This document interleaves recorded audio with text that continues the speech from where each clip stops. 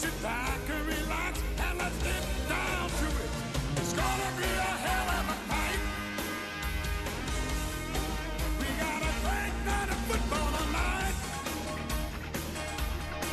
Hello everyone and welcome to the SGFOA Weekly video for games the night of August 17th, 2018. This is our preseason, first week back this season. I don't know you, but I'm really excited to get back in football. So if we take a look here at our schedule, you can see we have 8 games, 2 of which we're covering for a Sarasota crew. So as always, if you don't have a game scheduled, look at a game, you can hit the view slots, find a referee who's doing the game, call them up, let them know you're going to come to the game. Before we get any further, I'd like to wish a happy birthday to one of our members. It's Mike McDowell's birthday week. Happy birthday, Mike. IBM presents You Make the Call. Okay, so right here we have something that happens on a play that doesn't happen that often, but when it does, it could really mess things up. So let's look at this play. We've got 7 on the line. We've got 4 in the backfield here. Let's watch what happens here as the play goes in motion. As you can see right there, we rewind it back. This player first goes in motion, and this guy, I guess, thought he was supposed to go in motion too. So as he goes, this guy realizes he shouldn't go. So right now we have a shift going on. And even though this guy stops, as long as this guy keeps moving until they are both set for a second at the same time, they have a shift going on. You can't have a shift going on at the snap. So let's see what happens. So we play it, and then we've got a snap. So you'll see right here, the head linesman notices this, and he's going to throw a flag. But you're going to notice something else that happens. If we go here. Watch this player. And a couple other guys. They just stop on the play. But we need to know that this is a live ball penalty. Nothing stopped, so we need to keep officiating. Because see what happens here? See the player, he realizes what he's done. He's like, oh, wait a minute, something's going on here still. Why isn't the play stopped? But we've got officials who are still officiating. And we've got a play going downfield. And now, why we need to be focused on the fact that we're still officiating is that if there was a fumble here and the defense picked it up and returned it for a touchdown, we need to make sure they did that everything happened there clean. Just because there's a penalty early on in the play doesn't mean we need to stop officiating. So whenever you see something wrong, even though it's a foul, if it's a live ball foul, keep officiating. And now let's go to a play from our field clinic.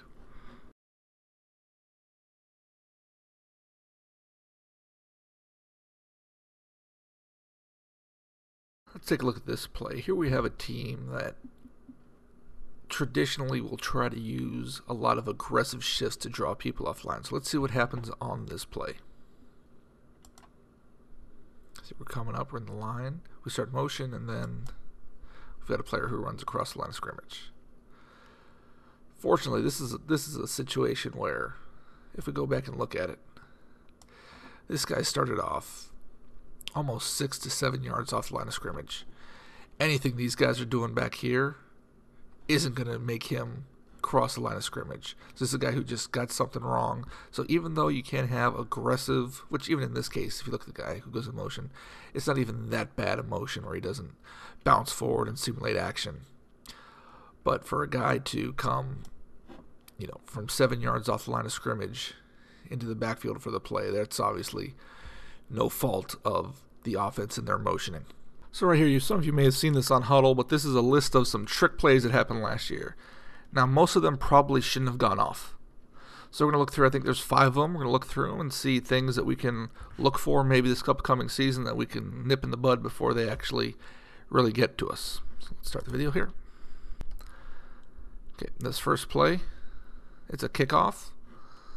And now you'll see the ball comes down. And now these 5 players are going to huddle up and maybe switch the ball. This is a legal play. Now, these players here who are turning their back to the defense put themselves in a very difficult spot because since they are acting like they may have the ball, they can get nailed in the back. So it's very dangerous for them. But as we can see what happens, they draw everybody in, and one guy does get through. So that one is a legal play. This play, we're going to look at this play, and then we'll let it run for a second, then we'll come back and discuss it.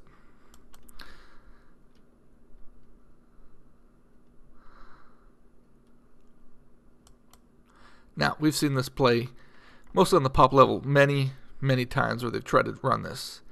This is a play that, at this moment, you would shut it down 15-yard unsportsmanlike. The casebook is very clear on a play exactly like this, that this is an illegal play.